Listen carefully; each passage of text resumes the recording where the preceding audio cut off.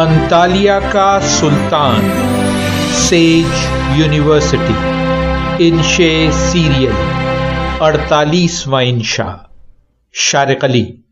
हम अंतालिया में थे। प्रोफेसर गिल सफरनामे के मूड में थे। बोले, आबादी के लिहाज से तुर्की का 5वां बड़ा शहर है ये।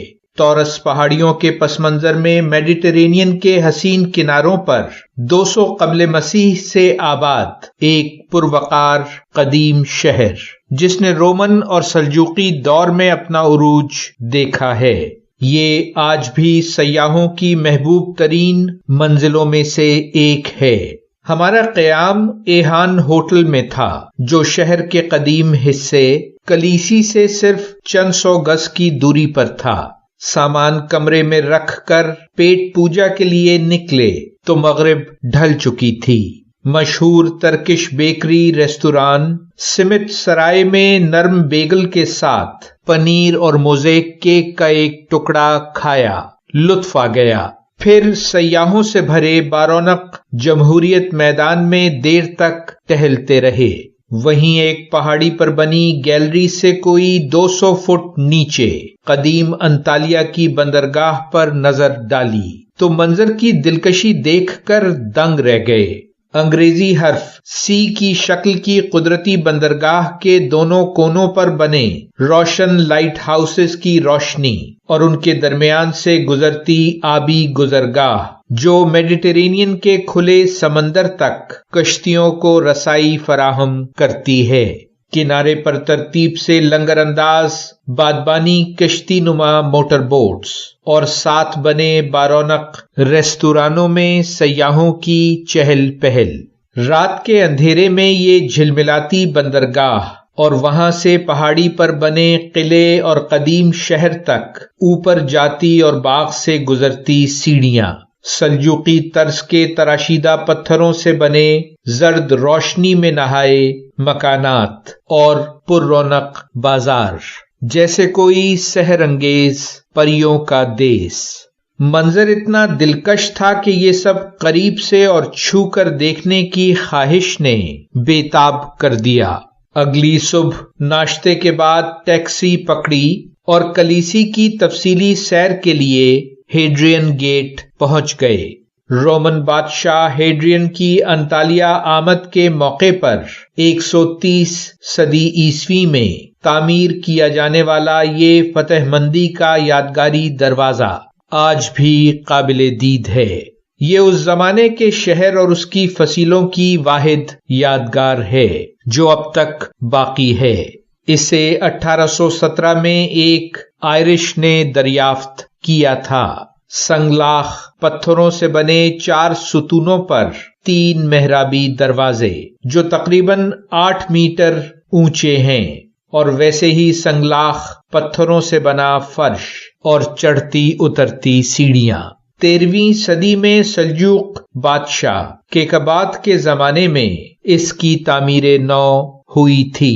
शायद यही बाकियात अब तक मौजूद हैं, क्योंकि दीवारों पर कंदा अरबी इबारत अब तक साफ पढ़ी जा सकती है। कलीसी कुदरती बंदरगाह के साथ वाक़े हल्की सरसब्ज पहाड़ियों पर बसी मशहूर कुन कदीम बस्ती है। ऊंचे नीचे रास्तों पर चहल कदमी करते और कदीम महल्लात नुमा घरों के पास से गुजरते उसके हुस्न से तारुफ गहरी उनसियत में बदल जाता है। दोनों जानिब सदियों पुरानी महल्लात नुमा हवेलियां हैं, जिनमें से अक्सर 5 सितारा होटलों में तब्दील हो चुकी हैं। अब वहां केकबाद या उस्मानी दौर के उमरा नहीं, दूर दराज से आए सयाह चंद रोज कयाम करते हैं। रात होती है तो संगलाख तर्ज तामीर पर छुपे हुए कुमकुमों से गिरती रोशनियां कुछ ऐसा तासुर देती हैं जैसे हर सिमत मशलें और चिराग रोशन हों।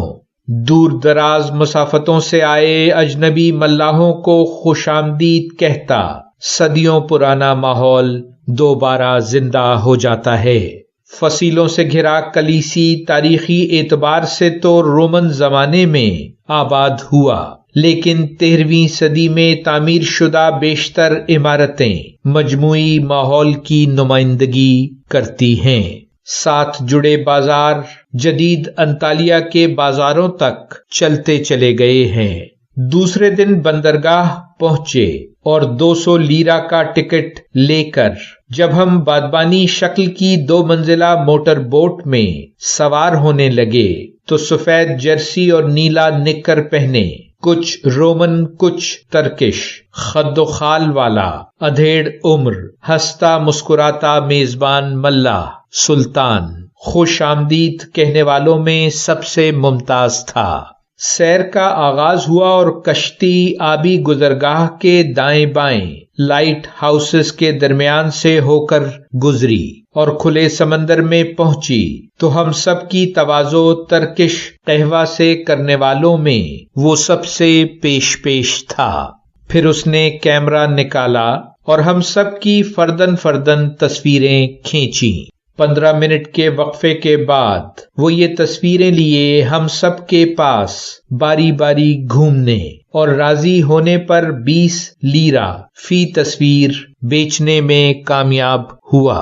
گٹھی ہوئی جسامت اسے کسی قدیم رومن ملاح سے مشابہت دے رہی تھی، ایک ایسا مہمجو جو رومن عروج میں بادبانی کشتی میں بیٹھ کر قسمت آزمانے انطالیہ آیا ہو اور پھر یہیں کسی مقامی عورت اور اس شہر کے حسن سے مسحور ہو کر آباد ہو گیا ہو سکتا ہے اس کے دائیں رخسار پر دکھتا زخم کسی پرانی جنگ میں دشمن کی تلوار کا وار ہو سکتا ہے وہ اس فتح مند گروہ کا حصہ ہو جو ہیڈرین کے ساتھ فتح مندی کے دروازوں سے ہو کر جب شہر میں پہنچا ہو تو شہریوں نے اس کا والہانہ استقبال کیا ہو۔ وقت کتنا ظالم ہے کہ اب اسے سیاحوں کو قہوہ پیش کر کے ہونے والی آمدنی سے گزارا کرنا پڑتا ہے۔ بادبانی کشتی سیر سے واپسی پر قدرتی بندرگاہ کی طرف بڑھی تو دائیں طرف کنارے کی اونچی سنگلاخ چٹانوں سے پھوٹتی میٹھے پانی کی دودھن آبشار تھی جو جھرنے کی صورت سمندر کی لامتناہی وسعت میں شامل ہو رہی تھی، جیسے کسی فرد کی انفرادی زندگی تاریخ کی لامتناہی وسعت میں گم ہوتی ہوئی۔ جاری ہے ویلیو ورسٹی، شارق علی۔